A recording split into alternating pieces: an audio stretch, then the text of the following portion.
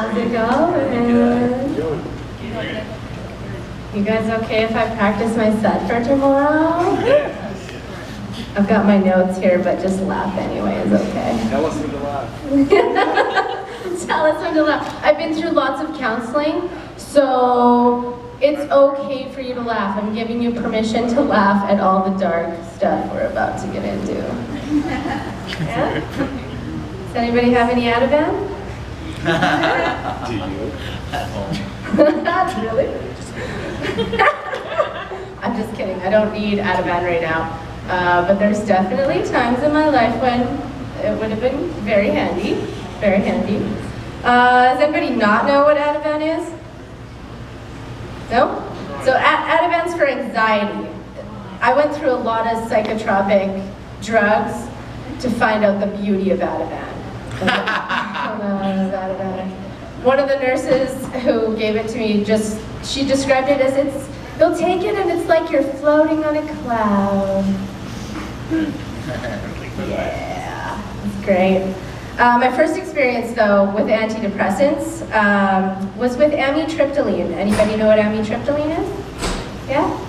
So I was actually prescribed amitriptyline for pain after a car accident compressed my spine. But the unfortunate part is the GP who just prescribed it to me prescribed it at way too high a dosage. So one of the things you know about taking antidepressants is start at a very low dose, right? Know that? If that can impart any wisdom, make sure your antidepressants are low dose. Otherwise you're thrust into Acidville. That's what happens. So lesson one, if you take antidepressants, start with a low dose. I don't know, if you take any drug, you should probably start with a low dose, okay? It's probably a good idea. See how it impacts you? I don't know, but the doctors know what they're doing, right? So after about 7 days of taking my prescription, insomnia set in. I just couldn't sleep for days. So many days. At one point, I was actually walking through Saskatoon in January in minus 30-degree weather with no shoes on. Holla! Yeah. I was acting all strange, and I didn't know my behavior was off, but like everybody around me knew my behavior was off, right? So, I don't know if you guys, does anybody know Saskatoon, Saskatchewan? No? It's fun. Saskatoon, Saskatchewan, super fun. It's like fondly referred to as Toontown, and I didn't realize that I was headed for the loony bin in Toontown. I'd been awake for over 60 hours, when my parents decided it was time to take me to the emergency room in the middle of the night. Lesson two, don't go to the emergency room in the middle of the night for psychiatric help. Does anybody know what happens to you when you go to the emergency room in the middle of the night? They leave you there. They put you in a little room! Yeah! Seclusion! That's gonna help! For sure. Right? Sorry guys, I'm going through my notes here. So yeah, I don't know, like for whatever reason when you go in for psychiatric symptoms, they can't give you anything until a psychiatrist sees you. Right? Even if it's just that you haven't slept in 60 hours, here's a sleeping pill, calm down, go to sleep. Couldn't do that. So I was in a 10 by 10 room, and what do you think happens to somebody who has symptoms of psychosis and has to wait alone in a little 10 by 10 room for hours? Any thoughts? They go crazy. Bingo! I went cuckoo for Cocoa Puffs, 100%. I thought I was in a social experiment at one point. I thought I was in like one of those escape rooms. It's like looking for clues. Like, how do I get out of here? At one point, I just like screamed, like, what do you want from me? What do you want me to do? I'll do anything to get out of here. And at one point I thought I was on American Idol. I started singing "O Canada" because I thought they wanted me to be patriotic. Yeah, I'm a drummer as well, and I'm from Saskatchewan, so I started playing Native American drum beats on the door. Yay, go Sanity! Woo! You think that's crazy though? There was somebody in another room who started singing along. Like, enabling my behavior, 100%. So, towards the early hours of the morning, I still hadn't seen anybody. Psychiatrist wasn't in yet, and I started to get really angry. And I kind of helped out a bit. Just a little bit. You know those couches? Sometimes they have like a bench for you to just go to sleep on this bench. You'll be fine. You're like, okay. So I flipped the bench, like 2 fists, flipped this fucking bench against a wall. So pretty soon, security guards came and gave me a lovely little injection to put me to sleep. Yeah. Ain't no party like a psych ward party. Yeah.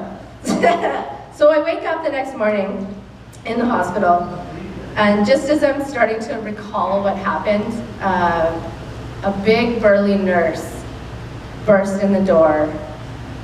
It was like, "You need to take your pills." And I was like, no, I want to talk to my doctor. Like, there's like 7 pills in there. Isn't that great? She's offering me drugs, but like, all right. But I should have just taken them. I didn't do that. She says to me, "You're certified. You have to take these pills." And I was like, "Certified? What the hell, did I go to school overnight? Get some sort of accreditation I don't know about? What the hell?" She's like, "You are certified, you need to take these pills, or the security guards will make you take these pills." And I have a bit of a rebellious behavior in me when I'm told to do something. I don't know, whatever. So I should have just taken the pills at that point. It's like she's given me 3 or 4 chances to just calm down and take the pills. But instead, what I did was I slapped the pills out of her hand and went traipsing through the psych ward in my backless hospital gown. Yeah, it was great. That was the second certificate that I got. Got 7 in total. I basically have a degree in insanity now. Yeah! God. That was just the start of a very rocky road of being misdiagnosed bipolar. Even though the psychiatrist said that the amitriptyline likely caused the psychosis, he still pumped me full of meds for the next 4 months. And I was in and out of psychiatric ward. What's worse is 2.5 years later, I had not been on any medication for over 2 years when I was raped in Los Angeles. And when I got home, instead of offering me counseling and a nice warm blanket, I was certified again. Stuck in the psych ward. Now, Anjie, you should just listen to the doctors. They went to school for a long time. They know what's going on with you, right? Too dark? Too dark?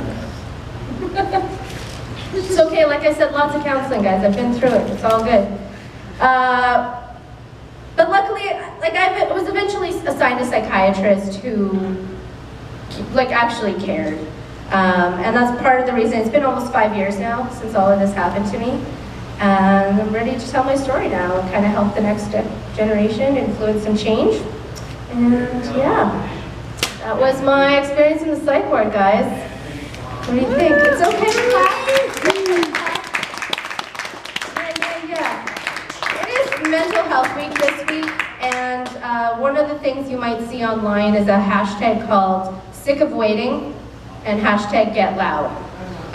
So we're doing a fundraiser tomorrow night at the Rickshaw. All of the funds are going specifically to Vancouver. It's the only show in Vancouver for Mental Health Week. So we're donating all of the funds to the Vancouver area to help with mental illness, and specifically the government is actually allotting funds specifically for mental health care, so that hopefully we can not have to go to the emergency room for psychiatric care. Hopefully there will be a psychiatrist on staff when we have anxiety and psychosis and all of those kinds of things that we need help for and don't need to sit there for. So I encourage you all to come out. If you would like to get some tickets, I do have some tickets, and I hope to see you all there. I'm Anjie, and you guys have a great night.